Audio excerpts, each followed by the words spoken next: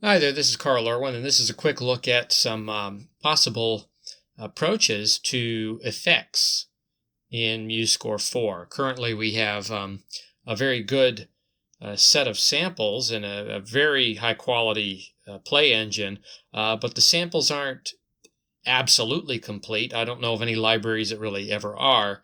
But this is missing some samples for effects. And given the way the play engine works, I'm not entirely sure how that would be handled without creating an extremely large library of effects that would have to be called upon in given circumstances.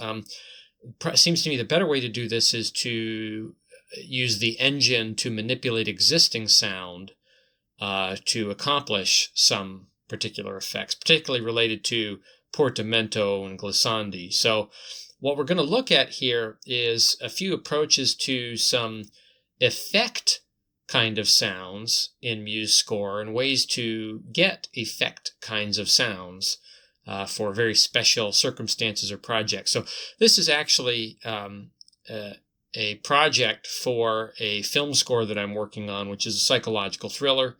And this is just a few ideas for stings and response sort of cues, very short moments. And I have a few of these broken up. You can see by double bar lines and some empty measures. And this would be rendered out, and then you could take each individual cue and separate it, and then drop them into the project wherever they might be applicable. Not really scored to picture, but rather a library of stings, symphonic instrumental stings and responses that can be used inside of the picture, in addition to material that is composed, scored to picture. So that's the idea here with this little project, and you'll see some examples, and I'll talk briefly about what the approach is and what the possibilities could be for the needs that you might have. So let's listen quickly to each one of these and then we'll discuss them.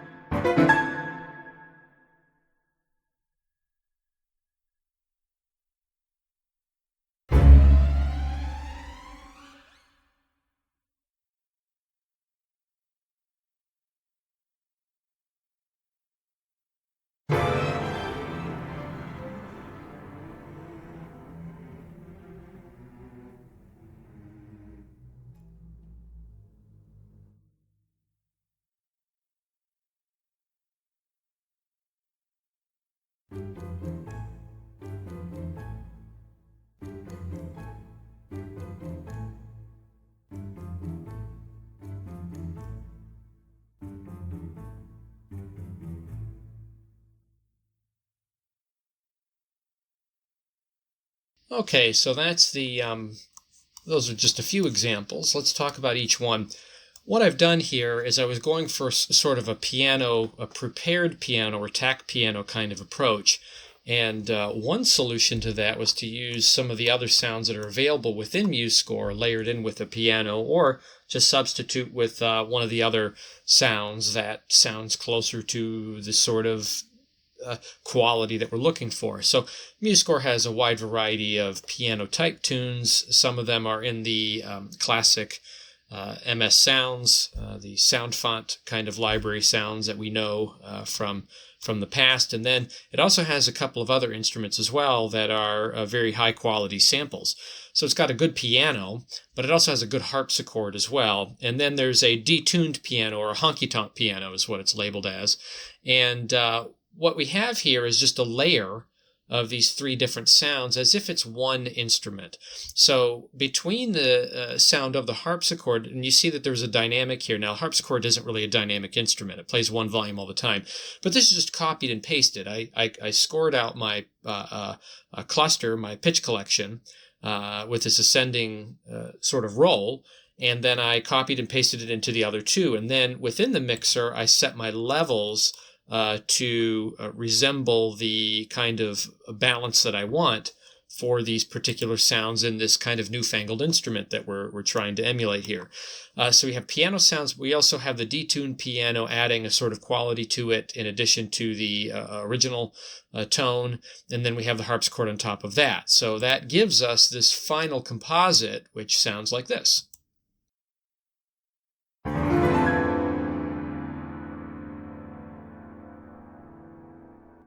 And we also have timed rolls. So these are actually timed using the controls that are within the playback for that particular roll. And you can see that you can set the delay up to a value of 2 or as low as 1. And so that explains this here. Now, if you look over here, I'm doing essentially the same thing with these next two cues. If you listen closely. Now, obviously, again, the dynamics here because I copied and pasted, but one thing I did here was to give each note a slightly different quality so you didn't have a machine gunning effect, was I took the piano sound, which I'm less interested in, and I just removed some of the notes so that the harpsichord and the detuned piano would be a little bit more emphatic on those particular notes, and then where I wanted accent on other notes, the regular piano tone exists. Now, these are also panned directly to center, so they should be coming from the same direction as if it's one sort of instrument. The next one is really interesting. Let's listen to this.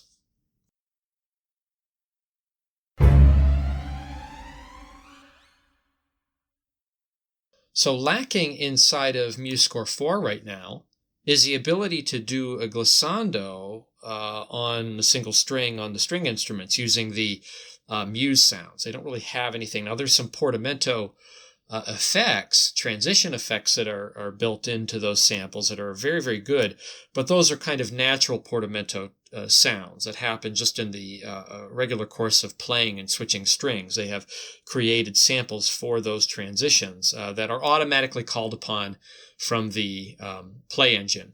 What this is a glissando, portamento glissando that is accomplished using actually the classic MS sounds, because the glissando on those sounds can be applied as a portamento, and it will actually bend the pitch all the way up to a final destination. Then I have a doit on the end of the note, jazz articulation, that kind of sails off that sound off the end. And I put this on the MS Sound Violin 1 and 2, but then on the regular Violin 1 and 2, I have also a chromatic ascending line that is using tremolo and trill. And then on the end, I placed a chromatic glissando, and just in the last two 16th notes, at a very, very low dynamic, sailing up into very, very high register on both of these. And you'll notice that they're a half step apart as well, because we want to have this discrepancy in pan between left and right, not only within among these instruments, but also against the computerized glissando that's going on up here. On top of that, I have another sound where I'm mixing trill with tremolo, and this is a very nice kind of effect that you can get where it's undefined, it's unclear exactly what the instrumentation is doing, but I've got the viola and the cello playing just a half step apart. One of them is doing a trill, diatonic trill, over top of a tremolo, which is just a half step higher.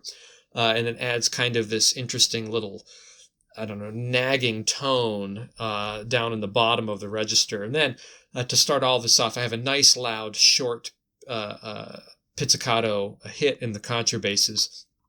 And then on top of that, I'm using my piano sounds and harpsichord also to give me that cluster, very, very small, very light dynamic piano. Again, the harpsichord isn't affected by this, but the piano and the D2 piano are. And together you get a really nice, convincing effect, particularly if it's being used in film with other sounds presumably going on around it.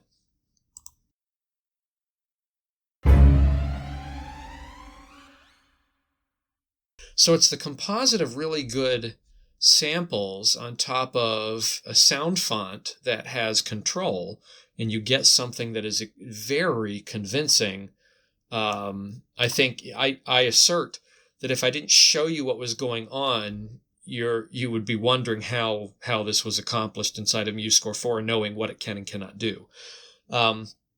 Will we get some kind of glissando, portamento glissando feature for the Muse sounds in the future? I don't know. But in the meantime, it can be done given the controls and the other samples that are available within the program.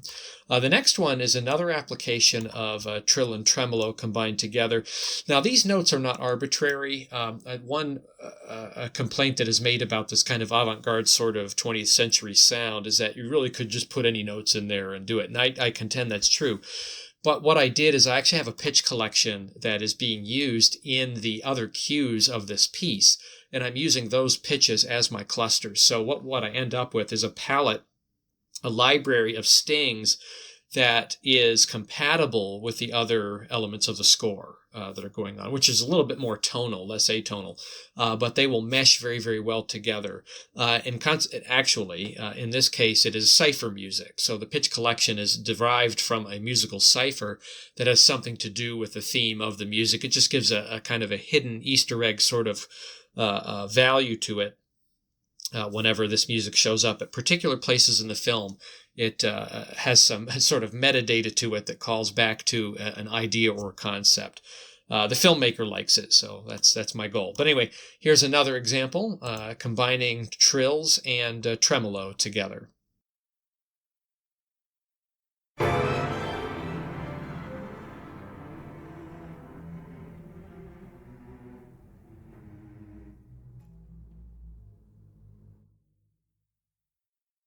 So just kind of a hit, a sting, and then a sort of let down, a fade, maybe for a false jump scare or something like that. Might be a good use for a cue like that. So here's one final example, and this is really more of a vamp on a pitch collection rather than a sting. It's just a short vamp that kind of fades away. And let's play it, and then we'll talk about what the suggestion is that's going on here.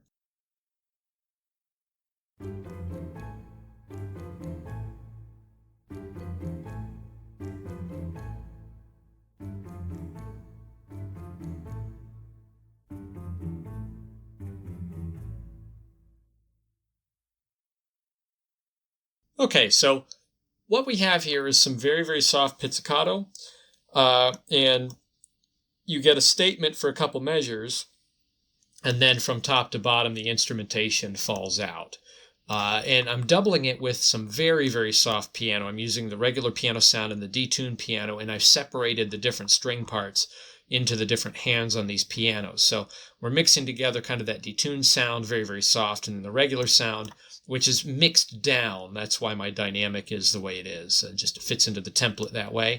And then underneath that, we have our pizzicato strings playing each of these lines. But underneath that, I have a couple sets of castanets that are playing the eighth note value with some randomized accents and some randomized grace notes, little sort of flams on these, which isn't really technically possible for the instrument, but it is in the engine.